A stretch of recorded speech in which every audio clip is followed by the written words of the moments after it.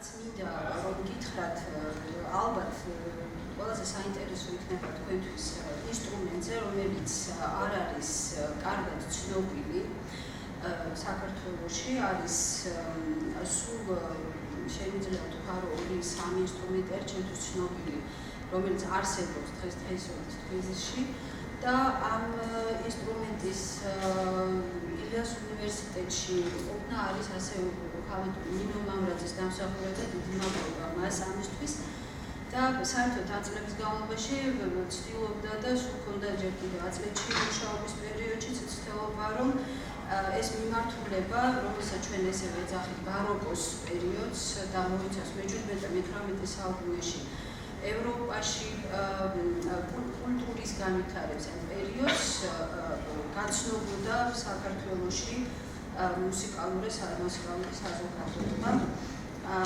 ამაში მას ჯერ კიდევ ამ წლების წინ ეხმარებოდა კენი, ისიც იღებდა მონაწილეობას, ესეც მცირე გაცნობით სალექციო შეხვედრებით აწლეთში და დღეს ჩვენ გვაქვს საშუალება რომ უკვე შევასრულოთ რაღაცა ნაწარმოები. მე გეტყვით რომ კლავისინი თვითონ განსხვავებით ფორტეპიანოსგან არსებობს მრავალნაირი, ეს არ არის ეს ესეთი ერთი ტიპის ინსტრუმენტი, არსებობს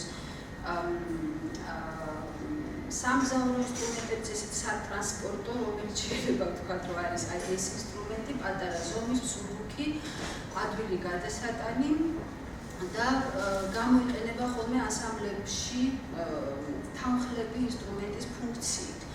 ამიტომაც ჩვენ დღეს გადავწყვიტეთ, რომ მხოლოდ ესეთი დუეტის ფორმით წარმოგვედგინა ამ ინსტრუმენტის შესაძლებლობა.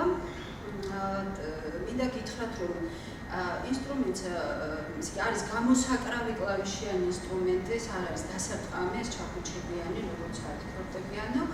ამის გამო აქვს რაღაც სპეციფიური ხმა, მე ჩვენ შეგვიძლია რასაც გაინტერესებთ რომ მოხვიდეთ და ვნახოთ და არ აქვს გერის ისეთი შესაძლებლობები დიაპაზონის, როგორც აქვს ფორტეპიანოს და გამოირჩევა ასევე იმით, რომ აქვს სხვადასხვა რეგისტრები.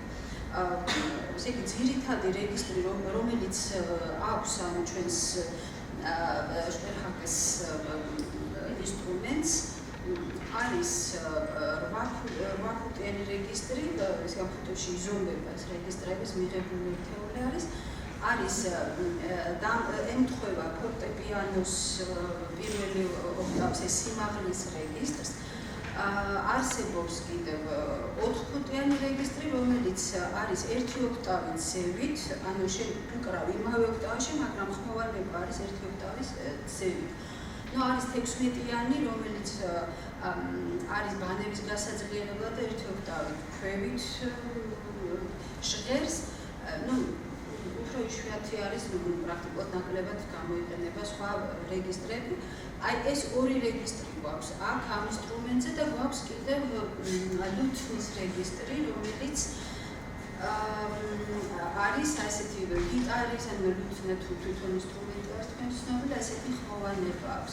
ასევე შეიძლება ორი რეგისტრის ერთდროულად ჩართვა და აი ჩვენ შევასრულეთ ბახის ეტურ სონატას და მე შევეცდები, რომ ეს მთელი შესაძლებლობები ამ ინსტრუმენტის, რამდენადაც ამის საშუალება იქნება იმედია, ხმოვანება არ იქნება ძალიან ჩუმი და თქვენ გაიგონებთ ამ განსხვავებებს, შევეცდები, რომ გამოიყენო, რომ გაგაცნოთ.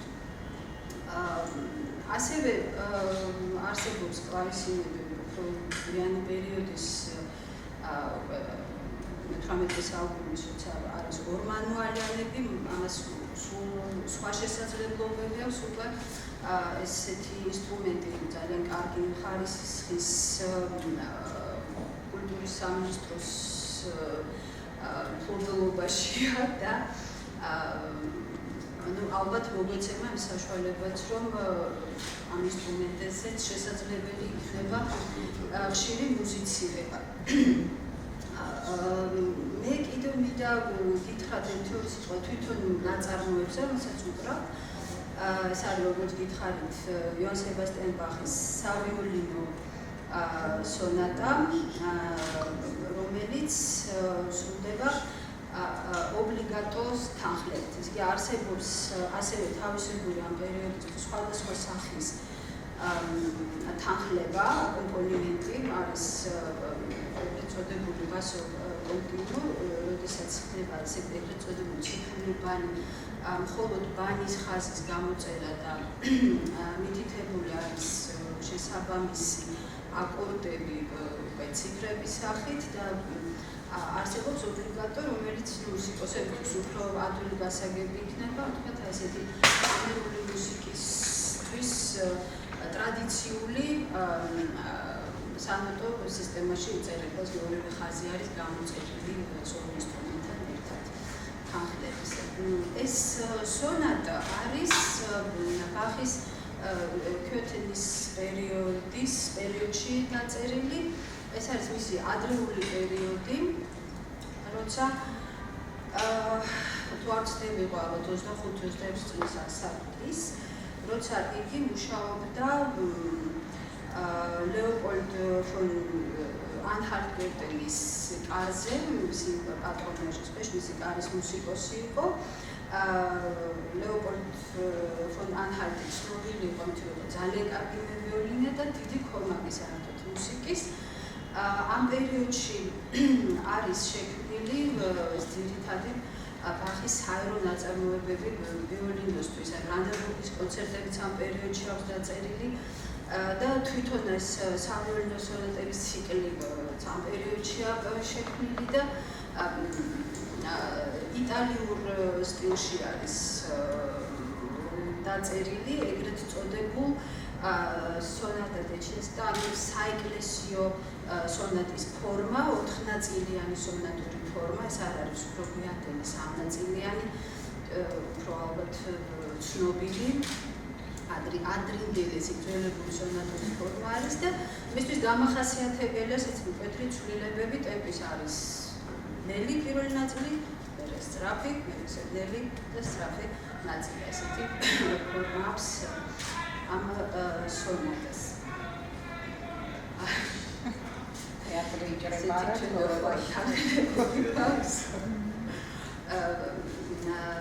ესე იგი პირველ ნაწილს მე დავუბრალ ესე იგი 8-ფუტიან რეგისტრში, მეორე ნაწილში მე უკვე გამოვიყენებ 4 და 8 ჩავთავერთოულად, მესამე ესეთი სახის ხასიათის მუსიკაში მე მგონი კარგად მომხდარა, შეიძლება რომ შევდეს ლიტვის რეგისტრი და მეოთხეში ისევ ესეთი სადღესასწაულო საზეიმო ნაწილი არის და აქაც ორივე რეგისტრის უფრო დიდი ხმოვანი რეგისტრის და უფრო ესეთი ბრწყინვალე ხმა აქვს უფრო თქვენ და თორემ თავისებური ხმოვანება აქვს თუნდაც აი მცირე ზომის, მაგრამ მაინც ძალიან განსხვავდება ფორტეპიანოსგან. თქვენ ასევე შეხედავთ რომ კლავიშების ფერი არის განსხვავებული, ზედა კლავიშები არის თეთრი და ქვედა ძირითადი არის შავი, ეს განსხვავდება. როგორც გითხარით, ინსტრუმენტები დიდი მრავალფეროვნება არსებობს, ჩვენ ჯერჯერობით ამ ინსტრუმენტით ვიწყებთ მუშაობას და იმედი მაქვს, რომ ჩვენ შევძლებთ ამის ორგანიზებას, რომ ჩვენი ესეთი ოფიციალური აკადემიური სასწავლო კურსის გახსნისთვის უკვე გვექნება შესაბამისი მრავალფეროვნება. მე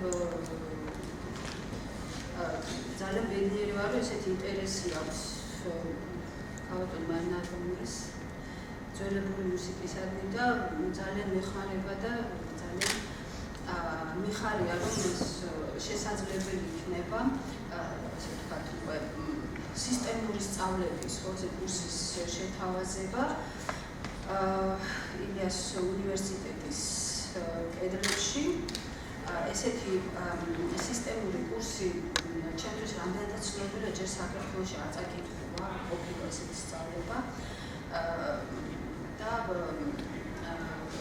სურვილებს ექნება საშუალება, რომ არა მხოლოდ სოლო რეპერტუარი უყვარს გაეცნონ ამ ინსტრუმენტის და ძალიან ლამაზი და საინტერესო მუსიკა იწერებოდა ამ პერიოდში.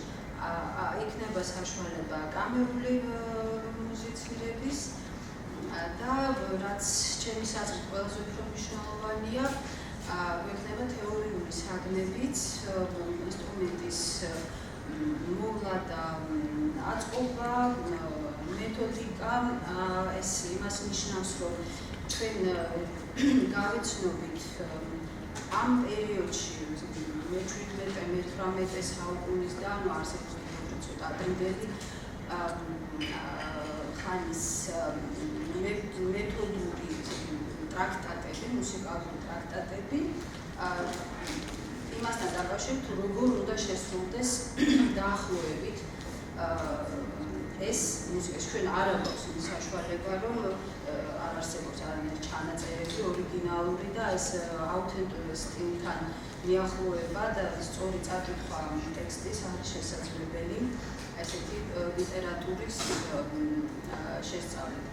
აი ეს სამი ძირითადი საგანი იქნება უკვე სექტემბრიდან, როგორც აბაკალავრიდან, შემდეგ გავაგრძელებთ ამას მომავალ წლიდან მინიმუმ იმას, რომ ყველაფერი კარგად იქნება და განვითარდება.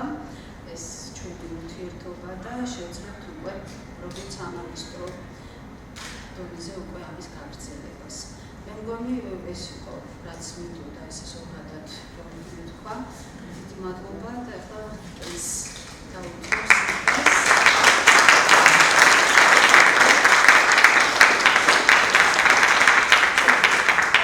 ეს ნაწილი ჩვენი არის ნახევრად პრაქტიკული, კენი ილაპარაკებს თვითონ ვიოლინოს, იმპერიოს ვიოლინოს თავისებურებებზე. ძირითადი სხვაობა, განსხვავება არის თხემის ნაირ სახეობებში და გაში გამოიყენებოდა სხვა მასალა სიმებისთვის და ამის გამო არის ესე განსხვავებული არტიკულაცია და ფრაზირება და ორნამენტიკა და ეს ბახის სონატის მაგალითზე შეიძლება რომ ყველაფერი ახლა გაგვაცნოს. Thank you very much for coming. I would like to talk briefly about what we do on the period instrument playing. Is a little bit different from the mainstream modern play in Baroque style. I think the very important first point is that we are now that educated in the violin playing to always with these big pianos to sing the phrase, the long phrases, sustain beautiful sound with a vibrato and things like that. Whilst that is a romantic tradition from the 19th century, 20th century, in the 18th century music, it was very important to articulate and speak. As a part, the music was a part of the rhetoric. That everybody studied rhetoric in the 18th century, and as a natural consequence, music was like that. So, with the clarity of articulation and also fullness of variety, that was expected. Yes, and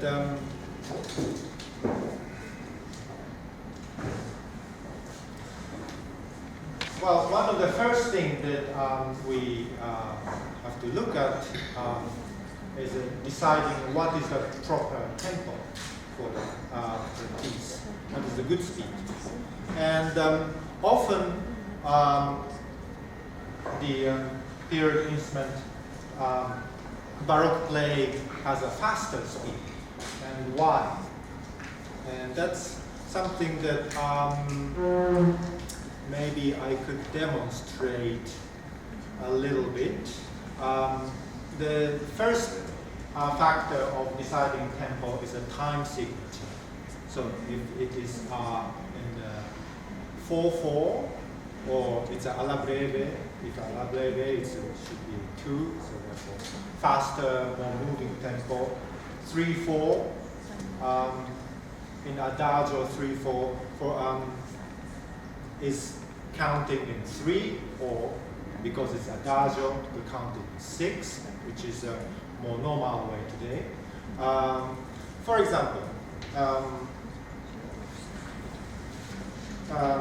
from the piece we play today, maybe Katie, would you like to help me with? She went down. Okay. Good. Then I'll it's okay. Then. I'm coming. Yeah. Sorry, I didn't warn you. So. Like the third movement of our sonata is written in 3/4, but its continuous eighth notes is it's a passacaglia type of music. Usually, maybe we can demonstrate this very simply. So it could be played something like this.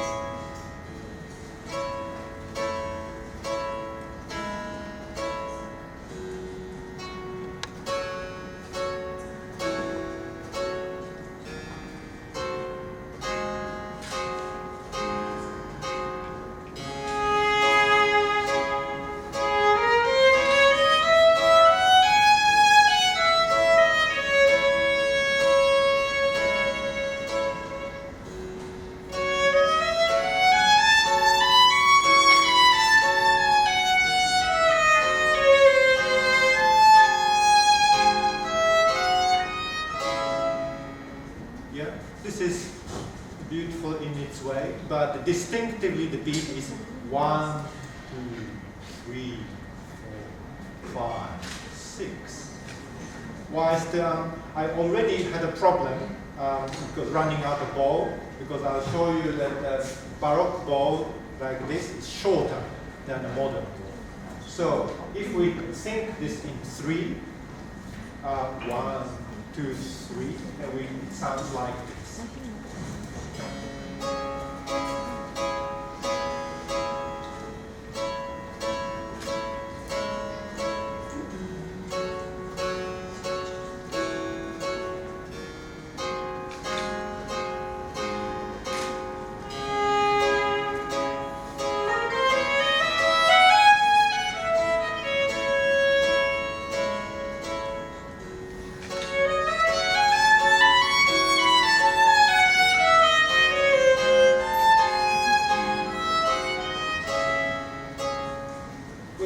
Has a more unforced, natural flow of the music. So that's one. There was adagio, and then in this music is adagio ma non tanto. Adagio slow, but not too much. So that also fits very well in his Bach's description.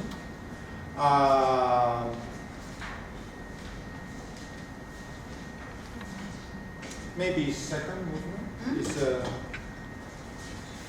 from the same sonata. The second movement is alla breve. There are lots of eighth notes. It could be how do they play? Maybe shall we play two versions? This is a slow version.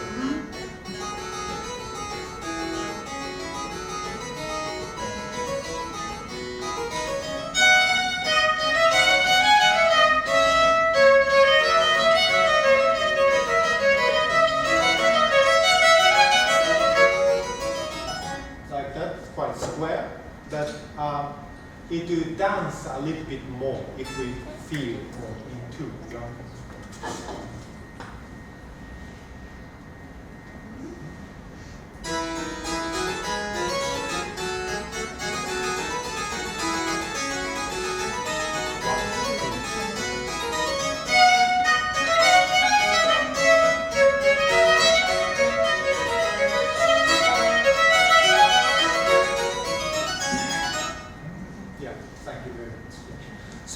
So this kind of things, we need to look at it from the music, the score, the time signature. Yes. Also, another point is often in Baroque music, the dynamics are not written. Forte, piano is almost nothing is written. So does it mean we don't at all? No. It was expected to understand the language of what is stressed and what is unstressed. Sometimes there's an echo effect is written for the piano, but otherwise you have to decide. And one basic rule is the hierarchy of the beat. The downbeat, beat 1, is a good beat, which is strong beat. So 1 is usually strong. So if you take 4 beats, 1, 2, 3, 4. So strong, weaker, a little strong, and weaker. 1, 2, 3. 1, 2, 3. That's basic. If it's 3, 1, 2, 1, 1. So that was expected. And so what does it make in music? Maybe we can go back to Adagio. And I'm sorry. Third movement, yes. So so it sounds, it's not all flat, but it's difficult to make a difference in the harpsichord because there is no touch, but you do different way of making difference, right? Yeah. So this is trying to make it 1, 2, light, strong and light.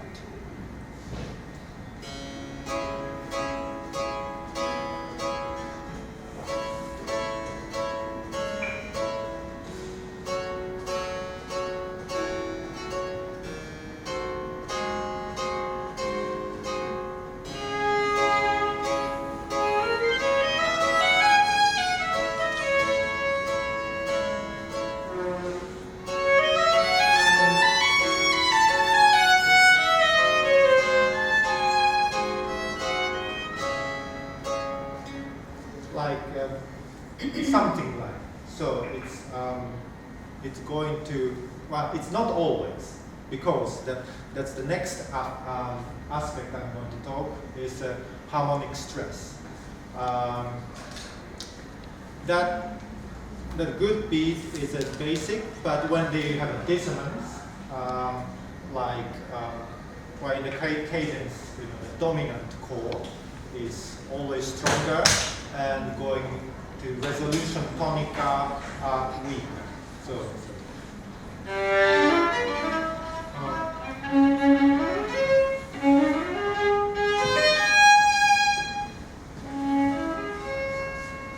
tension,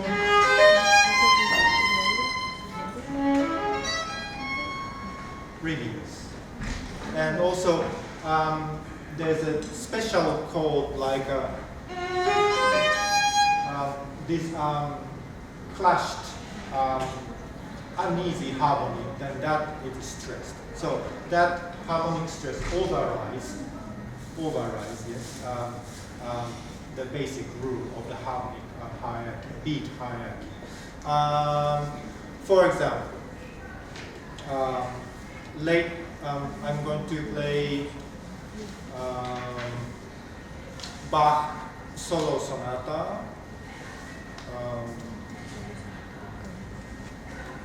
in A minor.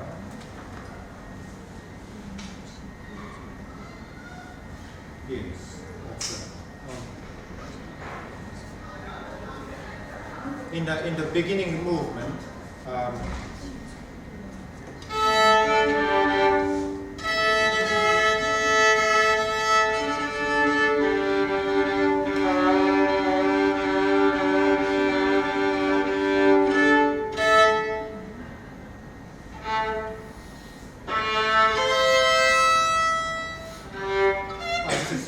this is in 4, 4, 4. So 1, 2, 3, 4.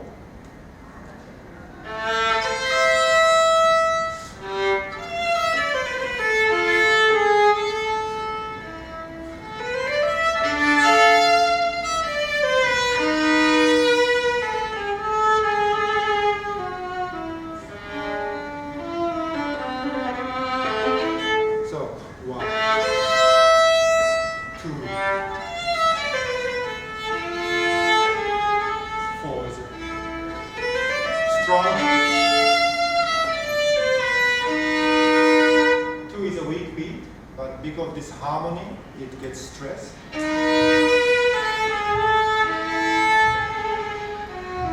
is a release. Therefore, it's get diminuendo. Of course, this kind of things we all feel naturally, and it's not anything special to Baroque music, of course. But it's I was not taught in that way. When I was studying conservatory, I was more the romantic style and more singing. And it's interesting to know this basic rule, to play with it. So it is good to be unequal in the beats. There should be difference in the stronger beat and weaker beat. That is one of the important things. And like the dynamics, another thing which is often not written in the music is ornamentation. Some simple music, Baroque music, but when it comes to it, they all made fancy ornaments to make it more interesting. And they didn't write it down because it was up to the performer to realize, embellish and decorate the music. It was an insult to the performer for the composer to write things, because everybody had a different style. But however, today we are playing music of Johann Sebastian Bach, who actually wrote everything. Maybe not because of the insult, maybe there was a little bit. Also, he's at the end of the Baroque period, and he was his style. And his music was unusually complicated for Baroque era. But if we take, maybe we can play the harmonic skeleton of the beginning of the first movement.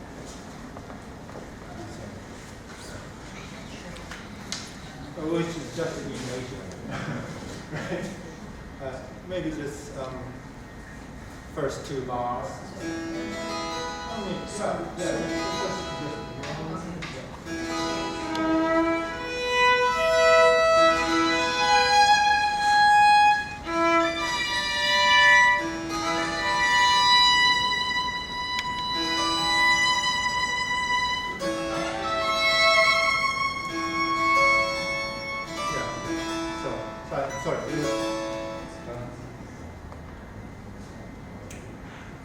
Shall we do like a beat? Sorry, it was not very clear. So we just the first two bars of this first movement of the third sonata is basically an E major chord and E major 7th chord. It'd be like this: 2, 3, 4.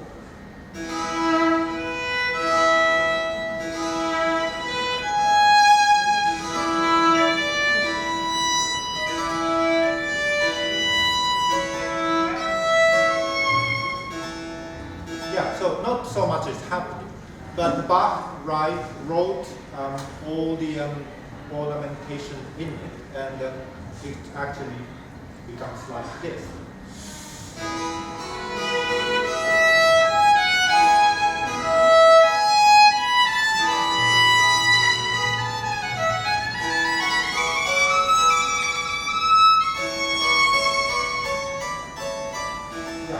So this is how it's written, but the basic harmonic skeleton is as we play here. So that is important for us players when we study Bach's music. It's often very crowded with well, this is his handwriting or photocopy, but I don't know if you can see that it's a lot of notes are written. But a lot of notes are actually ornamentation.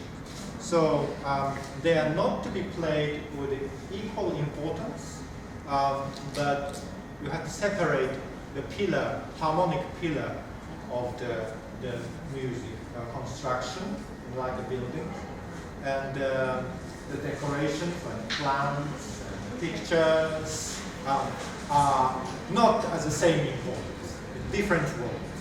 So that is briefly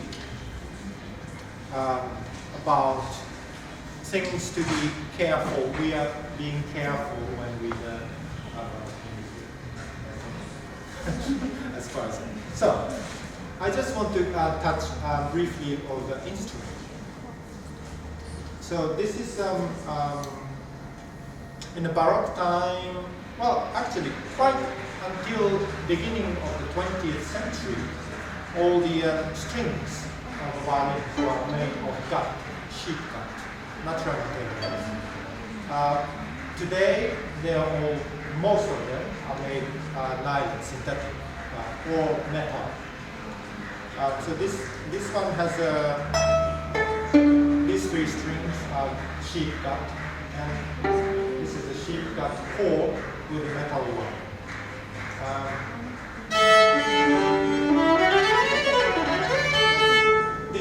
This type of string produce more clarity of articulation, less glossy sound, but it's a little bit soft.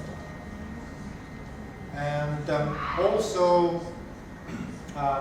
this is not the real Baroque violin, but the real Baroque violin, the neck, angle of the neck was flatter. What happened was from the end of the 18th century, beginning of 19th century, the music venue, concert, there's a theater. The music became more of a profession. Freelance musicians like Beethoven started to write music and sell it to public or publisher. Before that, it was always music had a patron or king or bishops or the archduke. Someone had a court, a curtain. Bach was writing in a curtain, a court, a church. So in this church, a stone building, wonderful acoustic, or palace, quite small. But that became, the place became like a theater, hosting 1,000 people. So they needed to have a bigger sound.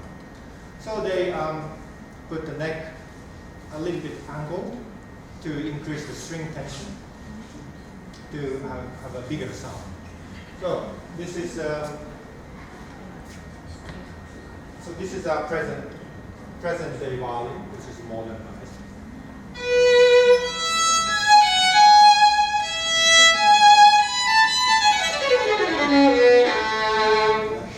It's very different sound. Yeah? Also, the bow has a history too. Bow was changing a lot. So this is a type of bow which was used in the middle of 18th century. And this is an example of early 19th century bow. Now, if you compare the length, the Baroque bow is much shorter. So that, and also the shape is different. The tip is much lighter in Baroque bow than this one, the romantic bow. And the romantic bow was designed to sustain the sound. So it's heavier at the tip.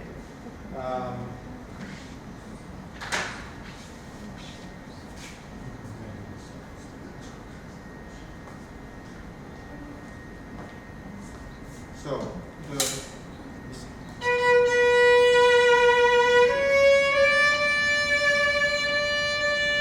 easy to sing through, whilst the Baroque bow is low of inequality.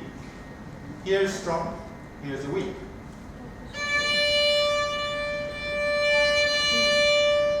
It does that. Natural diminuendo. And also, can't go on very long time. So, like playing, for example, the first movement of solo sonata. If I play with the modern bow, this is quite easy to.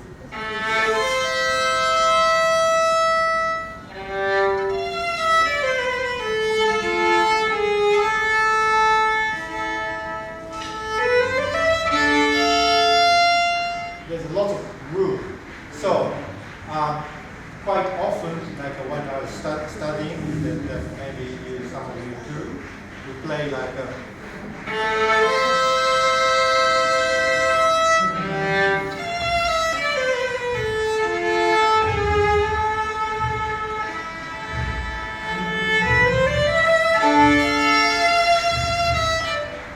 Like this. It's no problem.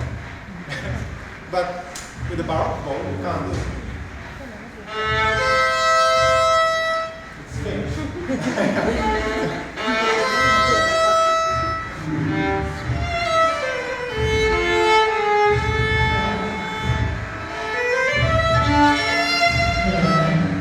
That determines the amplitude, really. Also, it's difficult to compete with that, but also there's an articulation. About speaking the music, this bow is designed to have a more clear articulation. For example, in the last movement of the third sonata, it starts like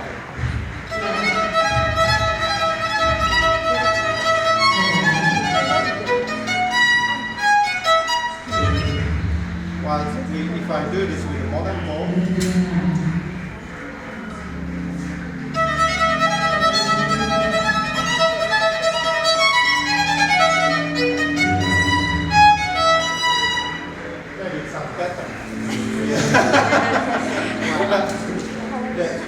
just listen to the arpeggio.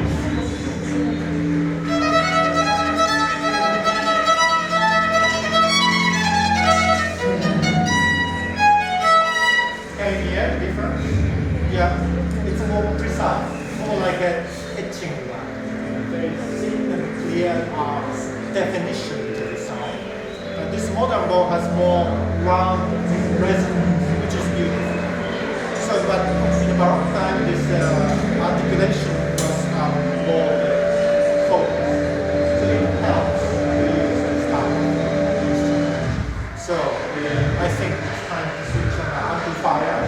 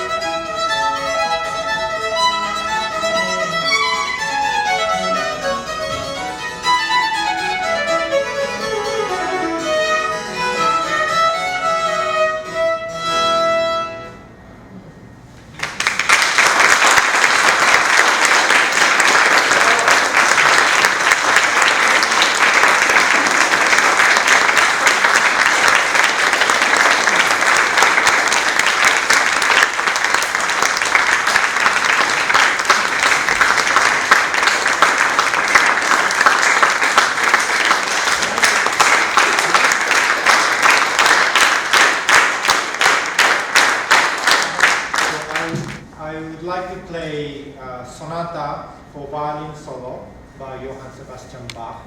Number 2, Amo. That has a grave, fuga, and andante, and rest.